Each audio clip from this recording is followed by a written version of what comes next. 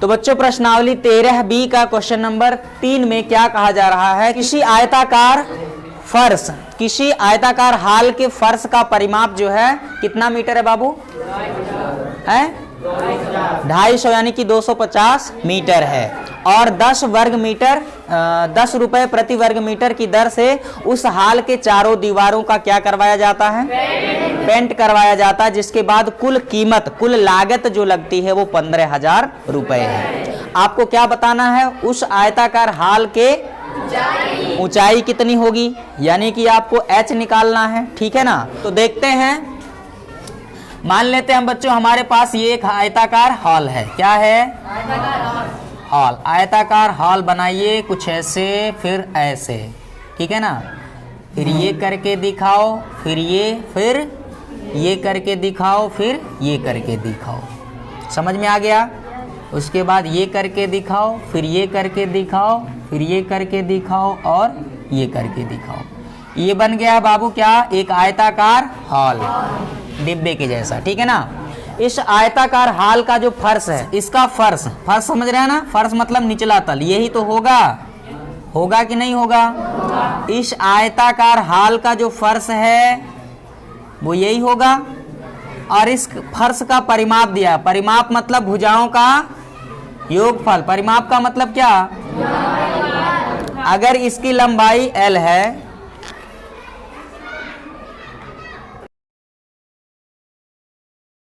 ठीक है ना? एक आयताकार हॉल बना लिया है और इसका फर्श दिख रहा है, थोड़ा सा मैंने उसको ड्राइंग कर दिया है।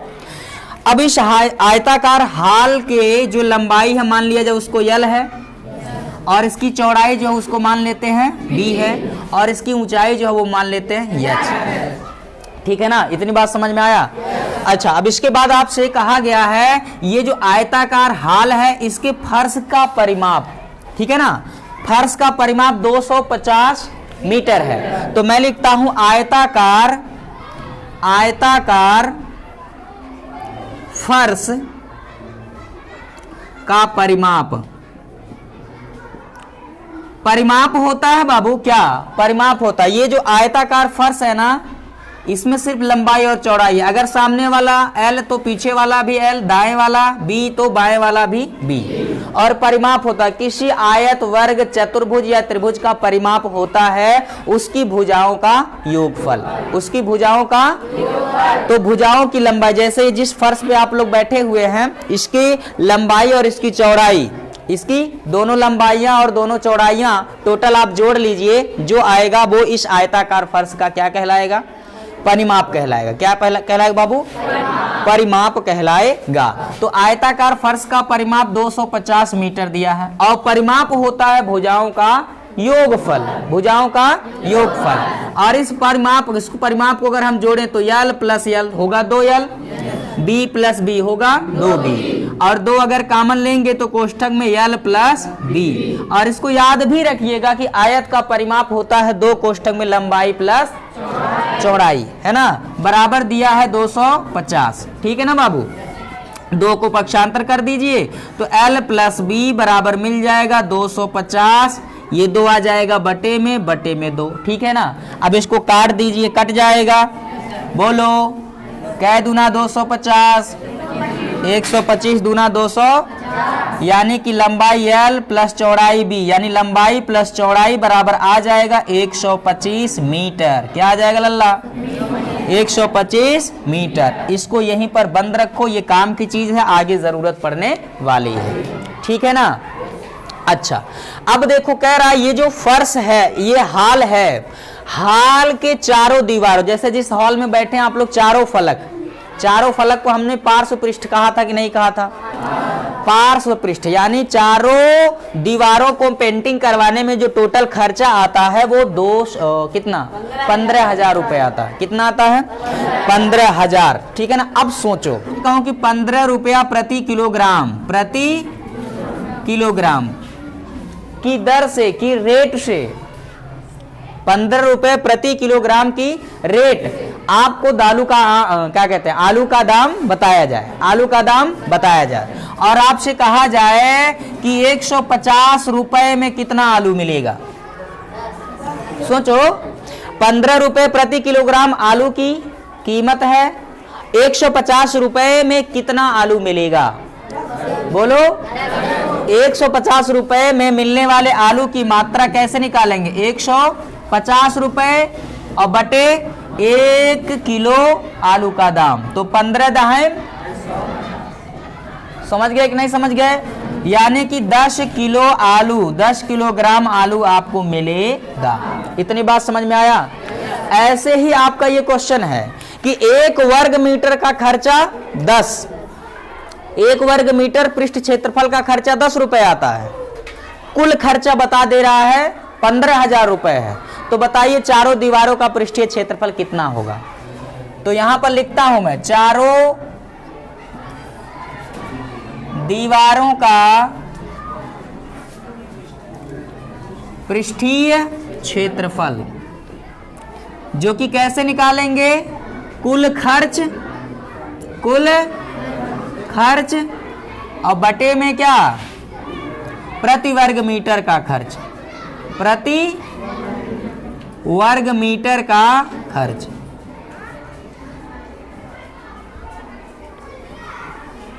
समझ पा रहे हैं? तो कुल खर्च है बाबू 15,000। कितना? 15,000 है। और 1 वर्ग मीटर का कितना खर्च है? 10 रुपया। ठीक है ना? तो ये कितना आपको मिल जाएगा? एक अंडा से एक अंडा कट गया, आ गया 1500। कितना आ गया? 1500 क्या? वर्ग मीटर। 1500 वर्ग मीटर आ गया चारों दीवारों का पृष्ठीय क्षेत्रफल। और चारों दीवारों का पृष्ठीय क्षेत्रफल का सूत्र क्या होता है? चारों दीवारों का पृष्ठीय क्षेत्रफल पार्श्व पृष्ठीय क्षेत्रफल हमने बताया था। बताइए क्या होगा? 2 कोष्ठक में BH प्लस HL होगा कि नहीं होगा? बराबर 1500 रुपए। ठीक है ना? अब 2 को भी पक्षांतर कर लो, यहां से H ले लो कॉमन। तो बाबू जब H कॉमन लेंगे, ठीक है ना, तो यहां बचेगा B प्लस L, या ऐसे रहने दो यार, BH प्लस HL बराबर 1500। ये बटे में 2 आ जाएगा। ठीक है ना? अच्छा, यहां से H ले लो कॉमन, कोष्ठक में बचेगा B plus L। B plus L को L प्लस B लिख दें क्या? बराबर 1500 में 2 से भाग दो, 750। कितना आ जाएगा? 750। अब देखो बाबू, ये H गुणे L plus B, L plus B, L plus B का मान कितना? 125। जहां L प्लस B है वहां मैंने रख दिया 125 बराबर 750। इसको पक्षांतर कर दो, H बराबर 750 के बटा 125। बताइए कितना आएगा? काट दो बाबू, कितना आएगा? बोलो। 6 आएगा कि नहीं आएगा? आएगा। 6 कम 6, 25 6 का 150, 750। यानी H बराबर आ जाएगा कितना? 6 मीटर। यानी हाल की ऊंचाई कितना हो जाएगी लल्ला? 6 मीटर हो जाएगा। ठीक है ना? नोट कर लीजिए, फिर अगले क्वेश्चन की तरफ चलते हैं। चलिए, तो प्रश्नावली 13B का क्वेश्चन नंबर 4 क्या है? इसमें दिया गया है कि एक डिब्बे में पेंट भरा हुआ है। क्या भरा हुआ है? दीवार पेंटिंग के लिए पेंट भरा हुआ है। और वह जो एक डिब्बे में भरा हुआ पेंट है वह कुल 9.375 वर्ग मीटर क्षेत्रफल को पेंट कर सकता है। मतलब एक डिब्बे में भरा हुआ जो पेंट है वह 9.375 वर्ग मीटर क्षेत्रफल को पेंट कर सकता है। तो पूछा जा रहा है एक ईंट जिसकी बीमाएं लंबाई चौड़ाई ऊंचाई दी गई हैं, पूछा जा रहा है उस बीमा के कितने ईंटों को आसानी से उस पेंट के द्वारा पेंट किया जा सकता है। तो सबसे पहले देखो, ईंटों की संख्या बराबर, इसका कॉन्सेप्ट क्या है? पेंट की जा सकने वाली ईंटों की संख्या बराबर संपूर्ण पेंट, ठीक है ना, बटे एक ईंट का पृष्ठीय क्षेत्रफल। तो पृष्ठीय क्षेत्रफल आपको निकालना पड़ेगा। देखो, सबसे पहले मैं लिखता हूं क्या? डिब्बे में भरे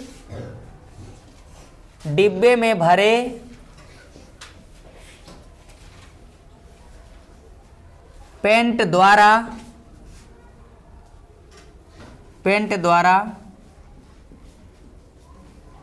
पेंट किया जा सकने वाला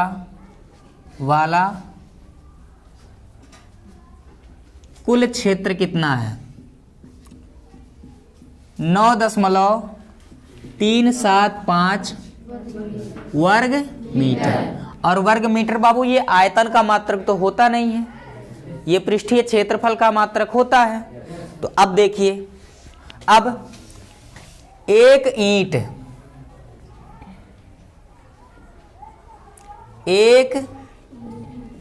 ईंट की बीमाएं दी गई है। बीमाएं मतलब उसकी लंबाई, चौड़ाई और ऊंचाई। एक ईंट की लंबाई मान लिया यल हमने ले लिया, वो कितना दिया है? 22.5 सेंटीमीटर। तो बाबू इसको भी आप मीटर में बदल लेना, क्योंकि वह क्षेत्रफल जो है वर्ग मीटर में है, तो इसको भी आप मीटर में बदलेंगे, ठीक है ना। तो 1 मीटर में 100 सेंटीमीटर होता है, 1 मीटर में 100 सेंटीमीटर होता है। तो 1 सेंटीमीटर में कितना मीटर होगा? 1/100 मीटर होगा। समझ में आया? तो आप सेंटीमीटर को मीटर में बदलना चाहते हैं तो 22.5 बटा कितना होगा? 100। अब ये बदल गया किस में बाबू? मीटर में। ये हो गया लंबाई 22.5 बटा 100 मीटर, ठीक है ना। अब उसी ईंट की क्या निकाल लेंगे बाबू? चौड़ाई। क्या निकालेंगे? चौड़ाई, जो कि दिया गया है कितना सेंटीमीटर? 10 सेंटीमीटर। आप इन्हें भी मीटर में बदल लिए तो b बराबर हो जाएगा 10/100। ये क्या बदल गए बाबू? मीटर में। इसी प्रकार आप क्या निकाल लीजिए? उसकी तीसरी बीमा यानी कि ऊंचाई, जो कि कितना होगा? h बराबर 7.5 सेंटीमीटर, ठीक है ना। तो इसको भी आप क्या करो? मीटर में कन्वर्ट करिए। तो 7.5 बटा कितना? 100। ये हो गया मीटर। तो लंबाई ये लेंगे, चौड़ाई ये लेंगे, ऊंचाई ये लेंगे मीटर में। अब लंबाई, चौड़ाई और ऊंचाई आपको मालूम हो गया, अलग अलग है। तो ईंट का आकार घनाभ के आकार का होता है, तो घनाभ का अब आप निकाल लीजिए पृष्ठीय क्षेत्रफल। तो मैं लिखता हूं अब ईंट, ठीक है ना, या एक ईंट। अब एक ईंट जो कि किसके आकार का होगा? घनाभ, ठीक है ना। घनाभ का कुल पृष्ठीय क्षेत्रफल, कुल पृष्ठीय क्षेत्रफल। अब घनाभ का कुल पृष्ठीय क्षेत्रफल अगर आप लोग जानते हैं सूत्र, तो सवाल को हल करना काफी आसान होगा, अन्यथा आपके लिए परेशानी बन सकती है। तो बताएंगे क्या होता है? सही से बोलो।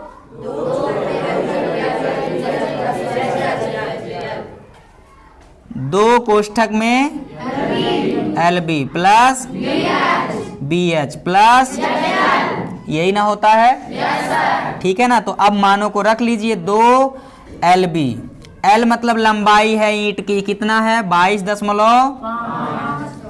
बटा कितना? 100 गुणे B मतलब चौड़ाई कितना है? 10/100, ठीक है ना बाबू। प्लस BH, B मतलब चौड़ाई 10/100 गुणे H मतलब ऊंचाई 7.5/100, ठीक है ना। प्लस ऊंचाई H है 7.5/100 और गुणे लंबाई L 22.5/100 आ जाएगा। बोलो बात क्लियर है? अब ये देखो थोड़ा सा, यहाँ 10 का ऊपर गुणा कर लो। यहाँ दशमलव के बाद एक अंक है, दशमलव के बाद एक अंक है, 10 से गुणा करोगे दशमलव खत्म, 225। समझ गए? आगे यहाँ गुणा करके देख लेना। 22.5 में 10 से गुणा करोगे बाबू तो ये दशमलव एक अंक दाहिने तरफ खिसक जाएगा, जिससे 225 आएगा। तो 225 बटा यहाँ कितना? 100 गुणे 100 लिख दो, या एक एक नम 1/12340, 12340। बोलो बात समझ में आया? ऐसे देखो 7.5 में 10 का गुणा करेंगे दशमलव के बाद एक अंक है, 10 से गुणा करोगे तो एक अंक दशमलव खिसक जाएगा, यानी आ जाएगा 75। नहीं विश्वास हो रहा तो 7.5 में 10 से यहाँ गुणा करके देख लेना। और बटे 100 गुणे 100 आ जाएगा 10,000, यानी एक के बाद 4 जीरो, ठीक है ना। प्लस इसमें इसका गुणा करो। अब यहाँ देखो दोनों डेसिमल वाले हैं, यानी 22.5 में गुणा करना पड़ेगा 7.5 से, ठीक है ना। आइए गुणा करते हैं। 5 पच्चे 25 को 5, 2 बच गया, 5 दूना 10 और 2 12, 1 बच गया, 5 दूना 10 और 1 11। समझ में आया। 7 से गुणा करो, 7 पचे 35, 7 बच गया, सॉरी 3 बच गया, 7 दूना 14 और 3 17, 7 1 बच गया, 7 दूना 14 और 1 15। जोड़ लीजिए यहाँ 5 और ये 5 2 7 आ जाएगा, ठीक है। 7 और 1 8 आ जाएगा, 1 1 ये 5 और 1 6 आ जाएगा, 168.75। क्यों? दशमलव बाद एक अंक, दशमलव बाद एक अंक, यानी 2 अंक हो गए तो दाहिने तरफ से 2 अंक काउंट करने के बाद आप दशमलव लगा देंगे। तो ये आ रहा है कितना?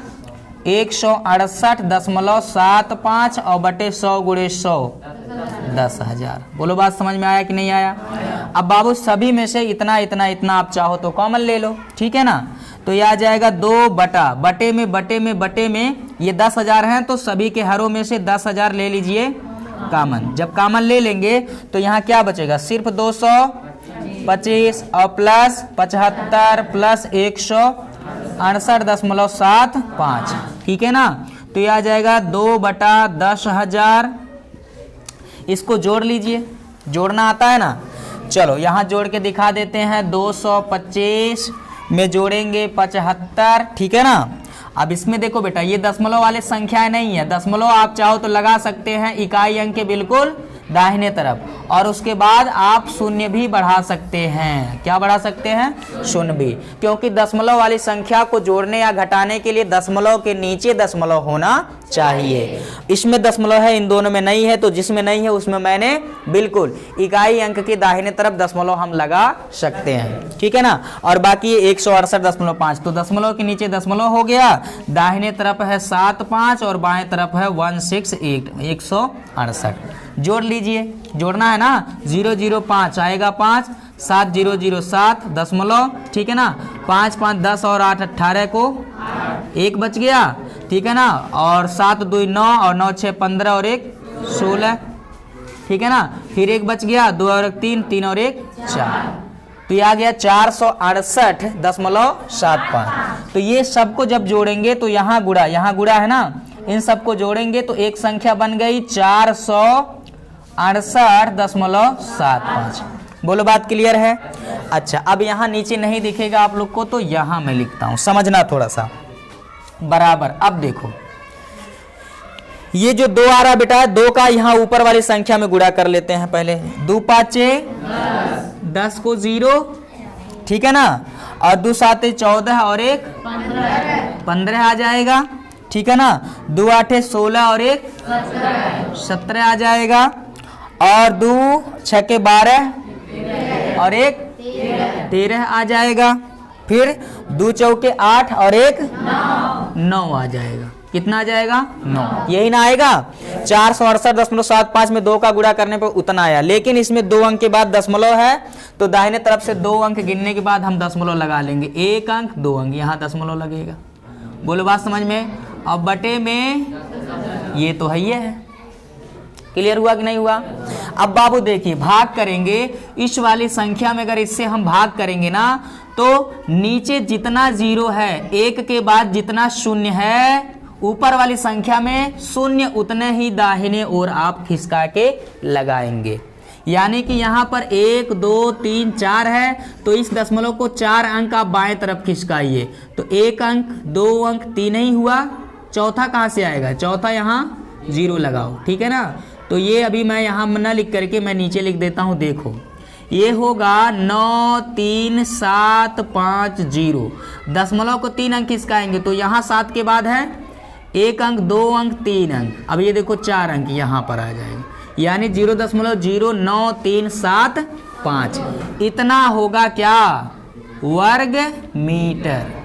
वर्ग मीटर। ये क्या है बाबू? एक ईंट का कुल पृष्ठीय क्षेत्रफल। एक ईंट का पृष्ठीय क्षेत्रफल इतना आ गया। समझ गए कि नहीं समझ गए? अब देखिए आप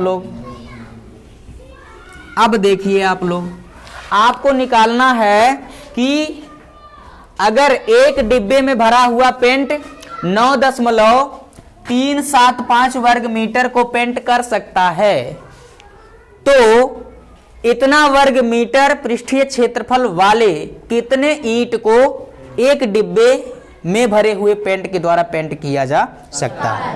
तो देखिए इसको कैसे निकालते हैं। हमको निकालना है किसकी संख्या? ईंट की संख्या। तो मैं लिखता हूं पेंट की जा सकने वाले,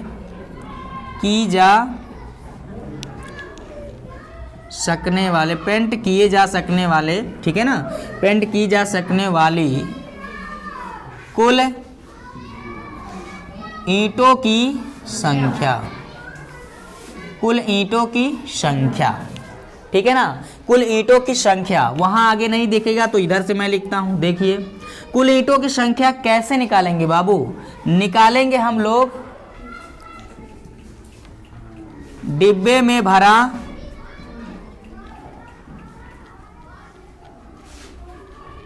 डिब्बे में भरे पेंट द्वारा पेंट किया जा सकने वाला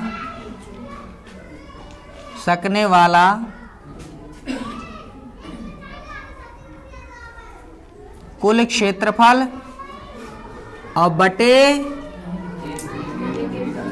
अरे नहीं दिख रहा तो आप लोग समझ लेना, ठीक है ना। डिब्बे में भरे पेंट द्वारा पेंट किया जा सकने वाला कुल क्षेत्रफल और बटे एक ईंट का कुल पृष्ठीय क्षेत्रफल, कुल पृष्ठीय क्षेत्रफल, ठीक है ना। अब देखो डिब्बे में भरा हुआ जो पेंट है उसके द्वारा कुल कितना क्षेत्र पेंट किया जा सकता है? 9.375 वर्ग मीटर।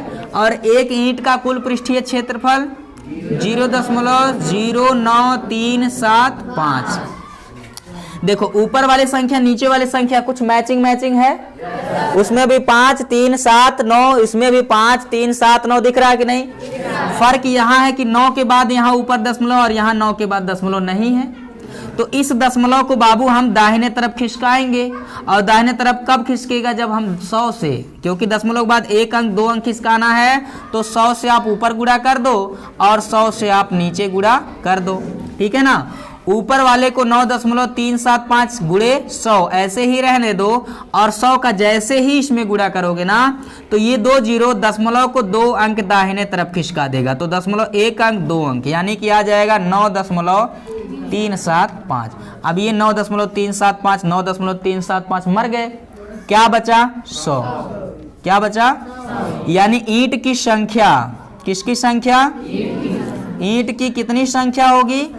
100। इसका मतलब है कि एक डिब्बे में भरे हुए पेंट के द्वारा 100 ईंट को क्या किया जा सकता है? पेंट किया जा सकता है। इस क्वेश्चन का फंडामेंटल चीज समझ में आया? क्या था कि एक डिब्बे में भरा हुआ जो पेंट है उसके द्वारा कितना क्षेत्रफल पेंट किया जा सकता है, जो दिया गया है 9.375 वर्ग मीटर। और एक ईंट का हम पृष्ठीय क्षेत्रफल निकालेंगे घनाभ के सूत्र से, क्योंकि ईंट का आकार घनाभ के आकार होता है, तो जो कि आ जाएगा इतना, ठीक है ना। अब कुल क्षेत्रफल में से एक ईंट के क्षेत्रफल में हम क्या करेंगे? भाग कर देंगे। जितना आएगा वही क्या है? ईंटों की संख्या होगी जो एक डिब्बे में भरे हुए पेंट के द्वारा पेंट किया जा सकता है। तो आई होप आप लोग को समझ में आ गया होगा। चलिए नोट कर लीजिए, फिर आगे चलते हैं अगले क्वेश्चन की तरफ।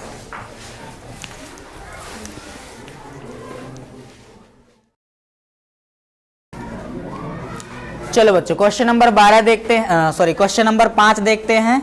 और क्वेश्चन नंबर 5 क्या दिया है? हमारे पास 2 डिब्बे हैं। कहा है कि 2 डिब्बे हैं, एक है घनाकार और दूसरा है घनाभाकार।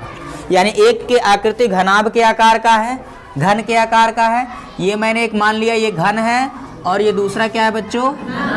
घनाभ, ठीक है ना। तो घन के आकार का एक डिब्बा है और दूसरा घनाभ के आकार का डिब्बा है, ठीक है ना। और जो घन है उसके प्रत्येक भुजा की लंबाई कितना दी गई है? जो घनाकार डिब्बा है उसके प्रत्येक भुजा या किनारे की लंबाई कितना है? 10 सेंटीमीटर है। और जो अन्य घनाभाकार डिब्बा है उसके प्रत्येक लंबाई, चौड़ाई और ऊंचाई कितना दिया है? लंबाई कितना है?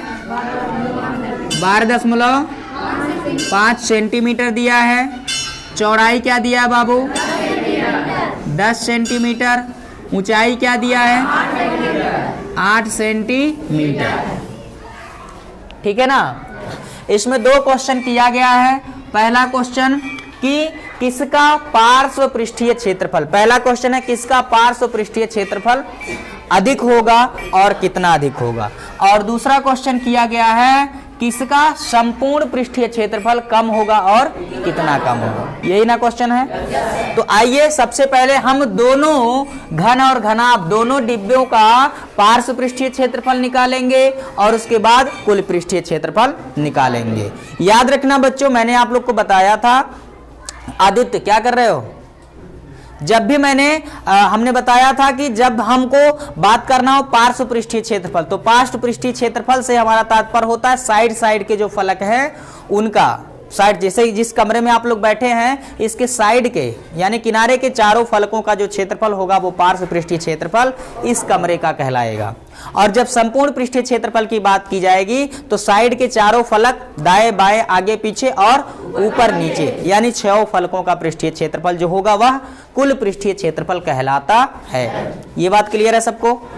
चलो तो पहली बार हम लोग बात करते हैं पहले क्वेश्चन को लेकर के, और वो क्या है बच्चों?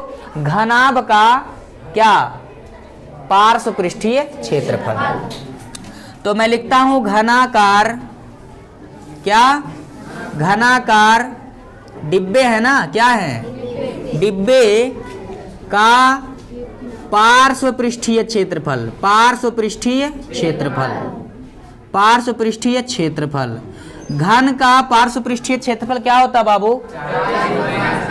4 गुणे भुजा स्क्वायर। और अगर भुजा हमने a मान लिया है तो 4 गुणे a स्क्वायर होगा कि नहीं होगा? बहुत अच्छी बात। देखो 4 गुणे a, जो घन है घनाकार डिब्बा है उसके भुजा की लंबाई 10 सेंटीमीटर है तो ये होगा 10 का स्क्वायर, यानी 4 गुणे 10 का स्क्वायर 100। 4 में 100 का गुणा करेंगे 400 वर्ग सेंटीमीटर। 400 क्योंकि भुजा की लंबाई सेंटीमीटर है तो क्षेत्रफल आएगा वर्ग सेंटीमीटर यानी कि सेंटीमीटर स्क्वायर। इतनी बात समझ में आया स्मिता, अर्निका, ममता, समझ में आया ना? चलो अब देखो ये घनाकार डिब्बे का पार्श्व पृष्ठी, पार्श्व पृष्ठी का मतलब मैंने आपको बताया कि जैसे साइड के चारों फलक होते हैं, ये 1 2 3 4 यानी साइड वाले चारों दीवारों चारों फलक का जो पृष्ठीय क्षेत्रफल होगा। और आकृति में देखेंगे तो ये बाएं दाएं पीछे और आगे, यही चारों पृष्ठीय क्षेत्रफल जो है उसके क्या कहलाएंगे? पार्श्व पृष्ठीय क्षेत्रफल। ऊपर वाले और नीचे वाले को छोड़ दिया जाएगा। कब? जब पार्श्व पृष्ठीय क्षेत्रफल निकालेंगे तब। पहले वाले लेक्चर में ही हम लोगों ने ये बातें सब सीख लिया है। चलिए अब मैं निकालता हूं बाबू घनाभाकार। दूसरा वाला डिब्बा कैसा है? घनाभ के आकार का है ना, तो मैं लिखता हूं घनाभाकार डिब्बे का पार्श्व पृष्ठीय क्षेत्रफल, पार्श्व पृष्ठीय क्षेत्रफल। जी हाँ, पार्श्व पृष्ठीय क्षेत्रफल जब निकालेंगे तो इसमें भी वही लेंगे, साइड वाले आगे पीछे और दाएं बाएं, ऊपर और नीचे वाला नहीं लिया जाए। तो देखो अगर नीचे वाले तल की लंबाई l, चौड़ाई b है तो नीचे वाले तल का क्षेत्रफल l गुणे b होगा, और वैसे ही ऊपर है ये l और ये भी ऊपर वाले का भी होगा l गुणे b। तो कुल पृष्ठीय क्षेत्रफल में आप लोग क्या निकालते हैं? 2 कोष्ठक में LB प्लस BH प्लस, यही ना लेते हैं? बोलिए। अब जब ऊपर वाला LB नीचे वाला LB नहीं लेंगे तो ये LB क्या होगा? LB को मिटा दें। अब LB को अगर आप मिटा देंगे तो सिर्फ क्या बचा? BH plus HL। तो इसको मैं लिख देता हूं क्या? BH प्लस HL, यानी चौड़ाई गुणे ऊंचाई प्लस ऊंचाई गुणे लंबाई। यही ना होगा? ये तब होगा बाबू जब हम सिर्फ पार्श्व पृष्ठीय क्षेत्रफल निकाल रहे होंगे, साइड साइड के फलकों का पृष्ठीय क्षेत्रफल निकाल रहे होंगे तब। बोलो बात समझ में आया? अब देखिए दो इन मानों को रख लीजिए। 2b है चौड़ाई जो कि कितना है बाबू? 10 सेंटीमीटर गुणे ऊंचाई कितना है? 8 सेंटीमीटर प्लस ऊंचाई कितना? 8 सेंटीमीटर और लंबाई l कितना है? 12.5। ठीक है ना? अच्छा, अगर आप चाहें तो 2, चाहें तो 8, आप दोनों में से कॉमन ले लीजिए तो 2 में 8 बाहर आ जाएगा, कॉमन हो जाएगा, 2 में गुणा हो जाएगा और अंदर बचा 10 प्लस 12.5। ठीक है ना?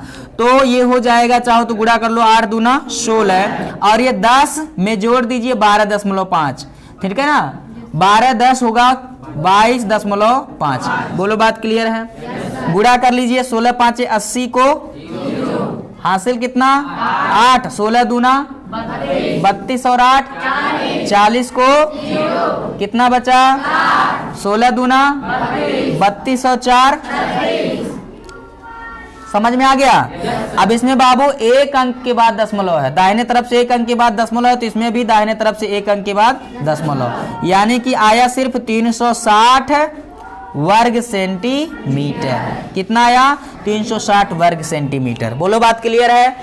अब देखना जरा, घन के आकार का जो डिब्बा है उसका पृष्ठीय क्षेत्रफल 400 वर्ग सेंटीमीटर, घनाभ के आकार का जो डिब्बा है उसका पृष्ठीय क्षेत्रफल 360 वर्ग सेंटीमीटर। और हम अगर आपसे पूछें कि घन के आकार का पृष्ठीय क्षेत्रफल ज्यादा है कि घनाभ के आकार का पृष्ठीय क्षेत्रफल ज्यादा है? घन के आकार का, यानी कि घनाकार जो डिब्बा है उसका पृष्ठीय क्षेत्रफल 400 है, तो जाहिर सी बात है वो ज्यादा है और ये कम है। और मैं पूछूं कि कितना ज्यादा है तो बताओ? 40 ना? यानी 400 360 से कितना अधिक है? तो बस उत्तर तो हो गया। हम लोग लिखेंगे क्या? स्पष्ट है कि घनाकार, किसका लल्ला? घनाकार डिब्बे का पार्श्व पृष्ठीय क्षेत्रफल अधिक है। पार्श्व पृष्ठीय क्षेत्रफल जो कि कितना आया है? 400 वर्ग सेंटीमीटर। ये क्या है? अधिक है। क्या है बाबू? अधिक है। किससे? घनाभ वाले से। समझ में आया? कितना अधिक है? तो मैं लिख देता हूं, नीचे दिख रहा है क्या शिवम? अधिक क्षेत्रफल। कितना अधिक क्षेत्रफल है? तो 400 में से जो कम है 360 उसको घटा देंगे तो आ गया सिर्फ और सिर्फ 40 वर्ग सेंटीमीटर। यानी कि घनाकार डिब्बे का पार्श्व पृष्ठीय क्षेत्रफल ज्यादा है। कितना ज्यादा है? तो इसका जवाब है 40 वर्ग सेंटीमीटर। बोलो बात समझ में आया? अब क्या इसके लिए रसगुल्ले खाने की जरूरत पड़ेगी? आंसर अरुण समझ में आया कि नहीं आया? चलिए बहुत अच्छी बात। अब दूसरा वाला क्वेश्चन, ये पहले वाले क्वेश्चन का आंसर हो गया बाबू, ऐसे निकाल लेंगे। अब दूसरे वाले क्वेश्चन में पूछा गया है क्या? दूसरे वाले क्वेश्चन में पूछा गया है कुल पृष्ठीय क्षेत्रफल। समझ में आया? तो अब हम क्या करेंगे? इन बीमाओं से घन का कुल पृष्ठीय क्षेत्रफल और घनाभ का कुल पृष्ठीय क्षेत्रफल निकालेंगे। दोनों में कौन कम है वो आपको बताना है, कितना कम है वो आपको बताना है। आई होप, हमें आशा नहीं बल्कि पूर्ण विश्वास है कि आप लोग लगा लोगे। पक्का लगा लोगे? नहीं लगा पाओगे क्या? चलो ठीक है, लगा लेंगे। तुरंत तत्काल लगा करके दिखाइए, अगर नहीं आए तो फिर तुरंत पूछिए। समझ में आया? चलो देखो, अब हम निकालेंगे घनाकार डिब्बे का कुल पृष्ठीय क्षेत्रफल। क्या निकालेंगे बाबू? कुल पृष्ठीय क्षेत्रफल। फॉर्मूला अगर याद है, अच्छे से फॉर्मूले को याद कर डाला तो लाइफ झिंगा लाला। समझ में आया कि नहीं? तो ये हो जाएगा घनाकार डिब्बे का कुल पृष्ठीय क्षेत्रफल कितना होता है प्रिया? 6 ए स्क्वायर, यानी 6 गुणे ए कौन है बाबू? वेरी गुड, 6 गुणे भुजा का स्क्वायर। तो 6 गुणे भुजा कितना दिया है घन का? 10 सेंटीमीटर, तो ये हो जाएगा 10 का स्क्वायर। 6 गुणे 10 का स्क्वायर कितना? 6 में 100 का गुणा कर लो, 600 वर्ग सेंटीमीटर। ये आ गया घन का कुल पृष्ठीय क्षेत्रफल, यानी घनाकार डिब्बे का कुल पृष्ठीय क्षेत्रफल। समझ में आना है प्रिया? चलो बैठो, ये पूछते हैं अब ममता से। ममता खड़ी हो जाओ बेटा। आप बताइए घनाभ, है ना, घनाभ के आकार का जो डिब्बा है, घनाभाकार डिब्बे का कुल पृष्ठीय क्षेत्रफल कितना होगा? कुल पृष्ठीय क्षेत्रफल कितना आएगा? 2 कोष्ठक में नहीं बेटा, ये BH प्लस HL सिर्फ होता है पार्श्व पृष्ठीय। पार्श्व पृष्ठीय मतलब साइड साइड के चारों फलक। जब मैं कह दूं कुल पृष्ठीय क्षेत्रफल, तो साइड साइड के चारों के साथ साथ ये आधार और ऊपरी वाले सिरे का, ऊपरी वाले फलक का भी पृष्ठीय क्षेत्रफल होगा। यानी कुल पृष्ठीय का क्षेत्रफल मतलब घन हो या घनाभ, उसके 6 फलकों का पृष्ठीय क्षेत्रफल। तो क्या आएगा? बोलिए। 2 कोष्ठक में LB प्लस BH प्लस, बहुत अच्छे, ये होगा। बोलो, बात समझ में आया? ठीक है ना? चलो अब नीचे मैं लिखता हूं, उधर कट जाएगा इसलिए यहां मैं लिखता हूं। देखिए 2LB, L क्या है बाबू? लंबाई कितना? 12.5 गुणे B चौड़ाई कितना? 10 प्लस BH, B कितना है? 10 सेंटीमीटर। H कितना है? 8 centimetre. Very good. Plus HL, H कितना है? 8 सेंटीमीटर। L कितना है? 12.5 सेंटीमीटर। लो जी, अब नीचे गुणा कर लो। यहाँ देखो दशमलव के बाद 1 अंक है, 10 से गुणा करेंगे तो दशमलव 1 अंक दाहिने चला जाएगा, यानी सिर्फ आ जाएगा 125। समझ में आ गया? इसमें तो मास्टर हैं, ये हैं आप लोग? नहीं है? बहुत अच्छे। प्लस 10 का 8 में गुणा, 10 8 80 प्लस 8 का इसमें गुणा 8। ओहो, जल्दी जल्दी में एक अंडा छूट गया तो कौन सा पहाड़ टूट गया? बहुत बड़ा टूट जाता, आंसर नहीं आता है कि नहीं है? बहुत अच्छे, आप लोग हमसे कहीं ज्यादा समझदार बुद्धिजीवी हैं। नहीं सर क्या? 8 पंजे 40 को 0, कितना बचा? 4। 8 दूना 16, 4 20 को अंडा बने 0, हासिल 2। 8 एक कम 8 2। समझ में आया? अब देखो बच्चों, दशमलव के बाद 1 अंक है, तो इस संख्या में दाहिने तरफ के 1 अंक के बाद आप दशमलव लगा लेंगे, तो यहाँ हो जाएगा 100। समझ में आया कि नहीं आया? अब आ गया 2 गुणे, अब इनको जोड़ लीजिए। 125 में 80 जोड़ेंगे तो 200 प्लस कितना है ये? 100। अब ये आ गया 2 गुणे 205 प्लस 100 300, और 305 दूना 600, कितना होगा? 610 वर्ग सेंटीमीटर। बाबू ये आ गया है किसका? घनाकार, जो घनाभ के आकार का डिब्बा है उसका कुल पृष्ठीय क्षेत्रफल, और यह है घनाभ के डिब्बे का कुल पृष्ठीय क्षेत्रफल, है ना? आप बताइए इस पृष्ठीय क्षेत्रफल और इस पृष्ठीय क्षेत्रफल में कम कौन है? बोलो। जो घनाकार डिब्बा है उसका पृष्ठीय क्षेत्रफल कम है। कितना कम है? 10 ही कम है ना। ये 610 और ये 600 है। बोलो, तो ये कम है। कितना कम है? सिर्फ 10 कम है। तो यही आपको बताना है। हो जाएगा कि नहीं?